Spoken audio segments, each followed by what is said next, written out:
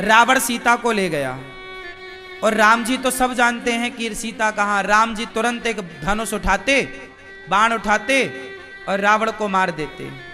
अच्छा, राम तुरंत रावण को मार सकते थे कि नहीं? उत्तर दो, जोर से। मार सकते थे तो क्यों नहीं मारा?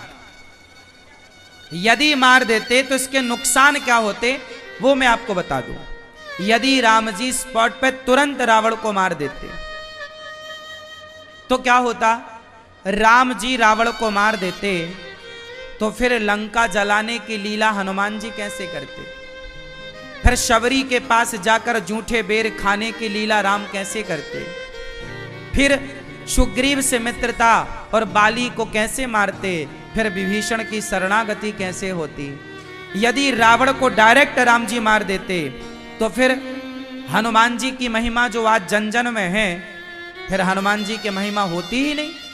फिर ना तो लंका जलती, ना तो हनुमान जी की कोई विशेष महिमा होती। तो भक्तों की महिमा को बढ़ाना था, इसलिए प्रभु ने मानव की लीला करी। पूरी मनुष्यों की तरह राम जी रोए, हे खग मृग हे मधुकर श्रेणी, तुम देखी सीता मृग ने। कहाँ हो? लीला कर रहे। अच्छा, माता सती को शंकर जी ने समझाया, माता सती नहीं मानी और परीक्षा लेने आई। अच्छा, माता सती राम जी की क्या करने आई? परीक्षा। कैसे परीक्षा ली? कैसे परीक्षा ली? क्या मैं आप बताओ, कैसे परीक्षा ली? सीता बन गई, फिर क्या किया? सीता बनकर गई और राम जी के आगे खड़ी हो गई। प्रभु मैं आ गई रावण के हाथ से।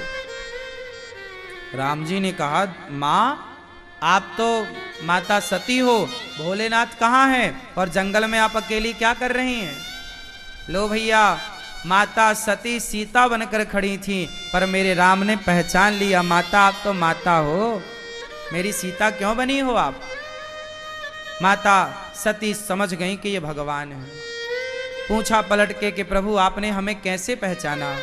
भगवान ने कहा, हमारी सीता हमारे पीछे खड़ी होती है सदा, हमारे आगे कभी नहीं खड़ी होती, आगे खड़ी हो आप। स्वरूप बदला जा सकता है प्लास्टिक सर्जरी करा के, स्वभाव कैसे बदलोगे? सीता का स्वभाव माता सती कैसे लाती? राम की परीक्षा लेने आई। अब माता सीता वहां से, माता सती वहां से गई और जहां जहां देखा वहां सीता के संग राम को देखा। अब माता सती जहां नजर डाल रही है वहां सीताराम, वहां सीताराम। समझ गई माता सती कि हमसे बड़ी भूल हो गई, ये भगवान है। अब तो कण कण में तुम्हें सीताराम दिखाई पड़ रहे हैं। तो माता सती ने आंखें बंद कर ली।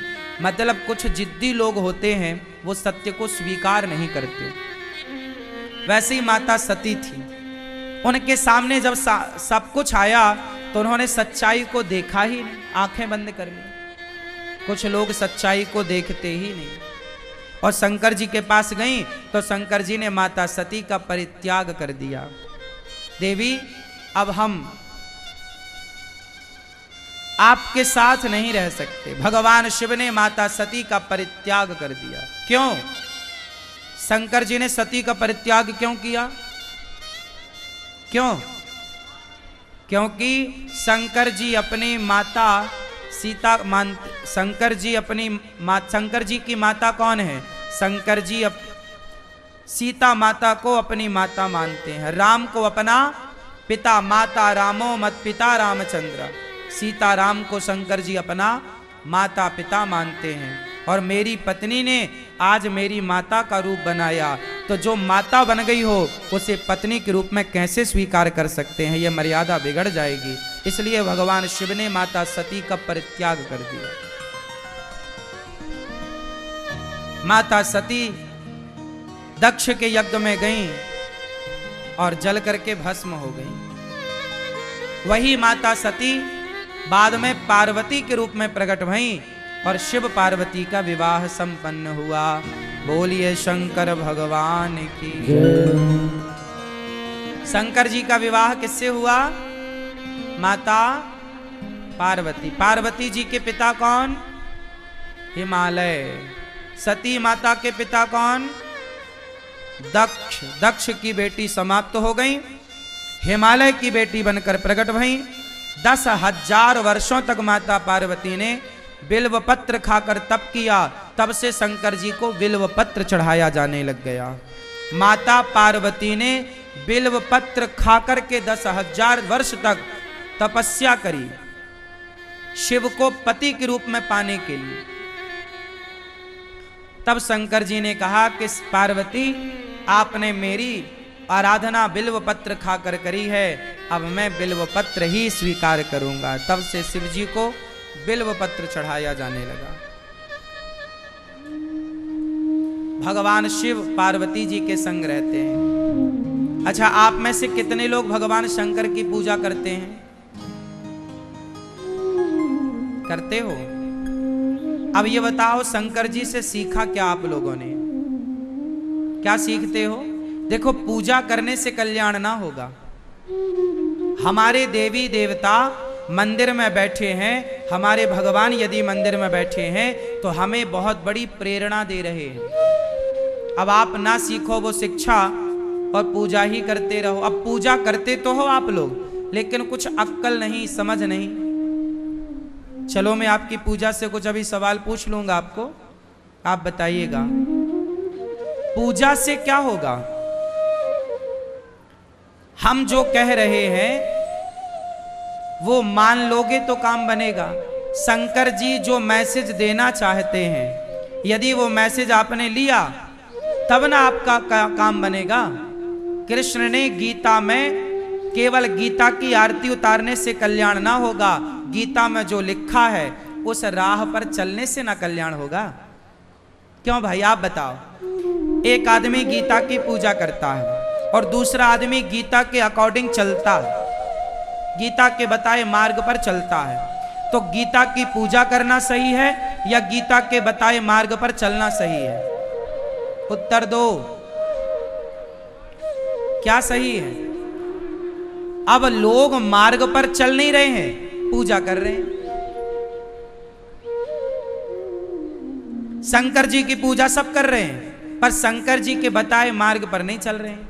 अब मैं बताऊंगा कि कौन सा मार्ग शिव जी ने दिया है। सुनो, शिव जी का परिवार, आप सब पूजा करते होंगे शिव जी की। अच्छा बताओ, शिव जी के परिवार में टेंशन है या नहीं? चिंता, टेंशन क्यों मैया? शंकर जी के परिवार में कितने लोग हैं? शंकर जी के परिवार गिनाओ जरा हमें।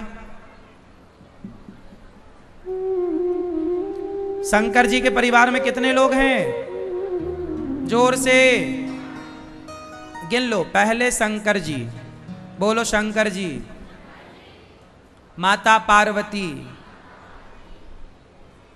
कार्तिकेय जी, गणेश जी, नंदी, और कुछ हो तो गिनाओ। हैं? और भी हैं? चूहा, क्या छछूंदर?